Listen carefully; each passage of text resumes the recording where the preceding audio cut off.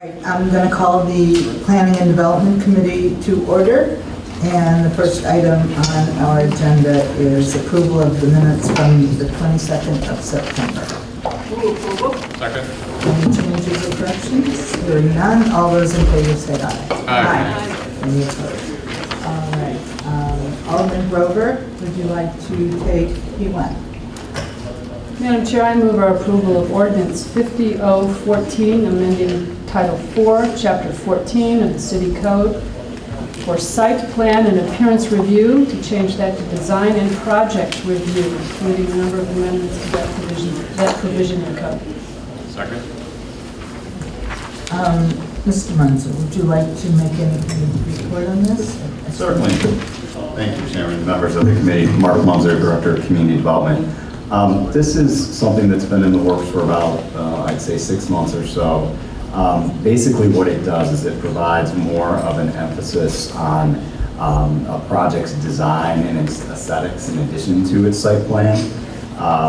It changes the name, obviously.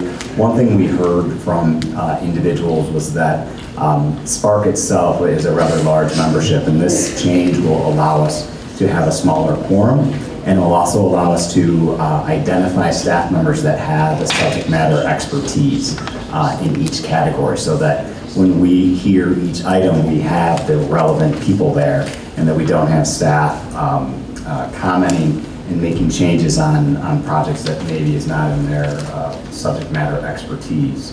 I will remain the chairman. Lori Pearson, the planning and zoning administrator, will be the vice chair. The types of approvals will primarily remain the same, with the same exclusions for single-family and two-family homes, various temporary uses and several uses in the B3 district. And the other thing that I'd like to focus on with this is that we are now instituting a form, and when any applicant comes before design and project review, each staff member will be having a list of comments that the project will need to meet in order to comply with city code prior to moving on to ZBA or Plan Commission, and certainly ultimately City Council. That allows us to formalize it, to make sure that we've dotted all the I's and crossed the T's, primarily before it gets to any sort of official committee or board approval. That's it in a nutshell. Thank you very much. Alderman Grover, and then Alderman Nguyen, and then Alderman Pierce.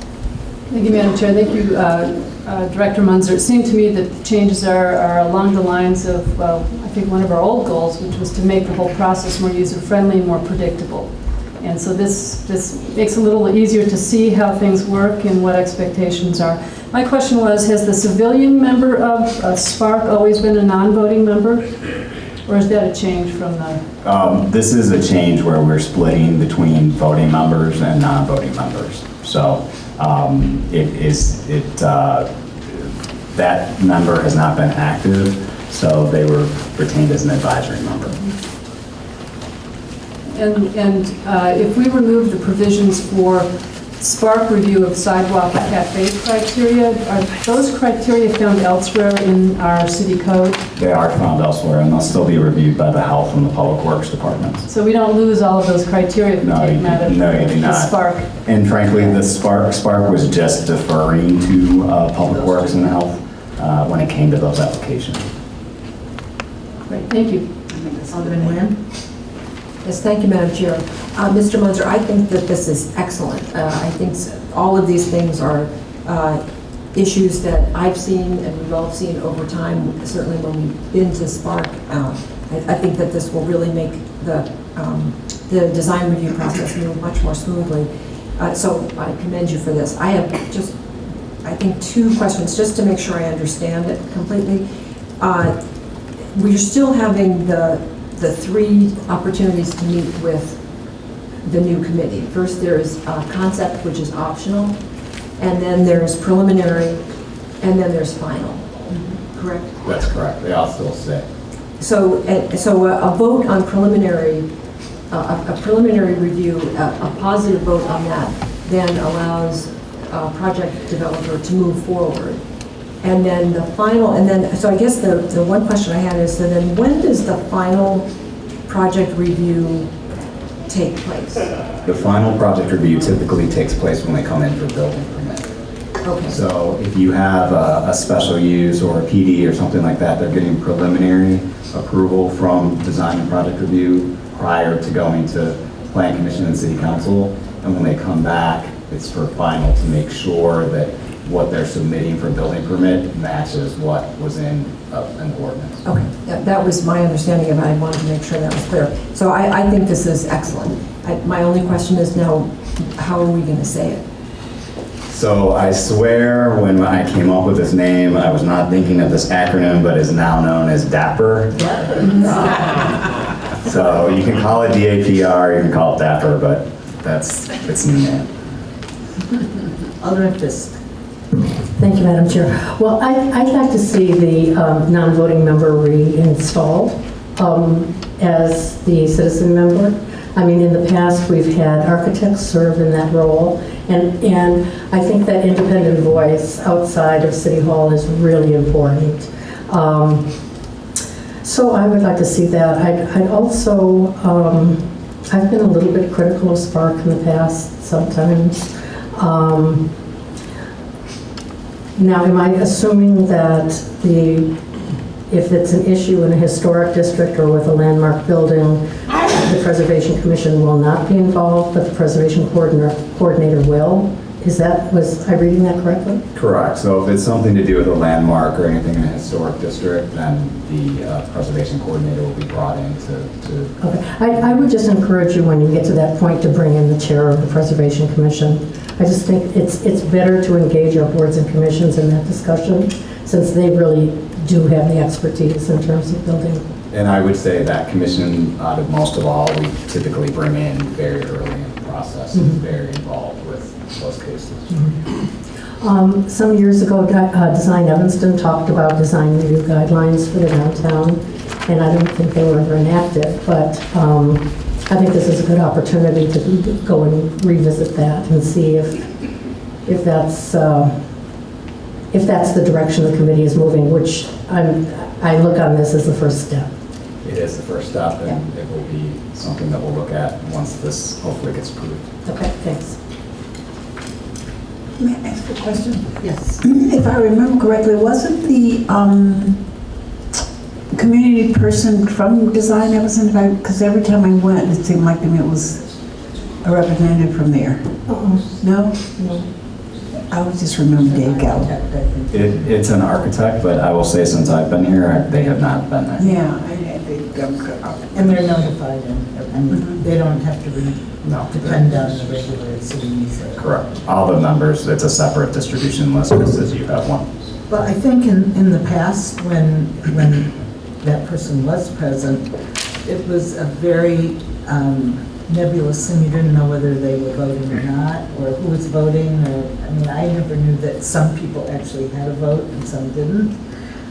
So when you would ask, how do you feel about this? It seems like everybody would say aye and a couple would say nay, but I didn't know that there were actual votes assigned to certain people, and it seemed a little loose. One of the things I like about this is, I don't like the fact that it's heading towards mandatory design review, but I do, and I'm not sure it is, so I mean, it's very much a first step. But what I do like about it is the efficiency of it. When you go to Spark, if you've been to Spark, and we all have, there is a room full of the highest paid city staff members and, professionals in that room, half of whom seem to have no connection to the project at hand. So that, I think, is great. One thing, and you and I have talked about this, and I just like to say to our staff, it is so important that you read everything that is presented to you about this project, so that everybody knows what everybody's talking about. And I found that that wasn't the case all the time. So I think that it just seems so common sense that you're just going to have those who have specific qualifications for the project are going to be in the room, as opposed to every single department head and the second level staff, and So I'm thrilled with what you've done with this. It's excellent. Thank you. All right, so seeing no other lights, all those in favor of recommending this to the council for introduction, say aye. Aye. Any opposed? All right, next.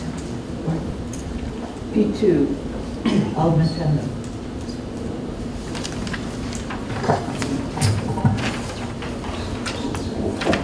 This is for introduction, ordinance 1190-14, granting a special use for restaurant type 2 at 1613 Sherman Avenue. The adoption of ordinance 119-014, granting a special use for type 2 restaurant Doc Popcorn in the D2 Downtown Retail Core District. The applicant has complied with all other zoning requirements and meets all the standards for special use for this district. I move the introduction. Anybody, Alderman Fisk, any comments? No? All right, hearing no comments, all those in favor of recommending to the council, say aye. Aye. Any opposed? P3,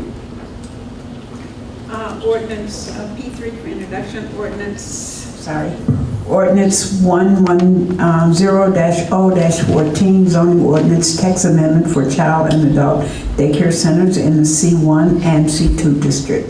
Staff recommends adoption of ordinance 110-0-14 to allow daycare centers or daycare centers, child and daycare centers, adults as a special use in C1 and C2 commercial districts. Second. any comments on this? Hearing none.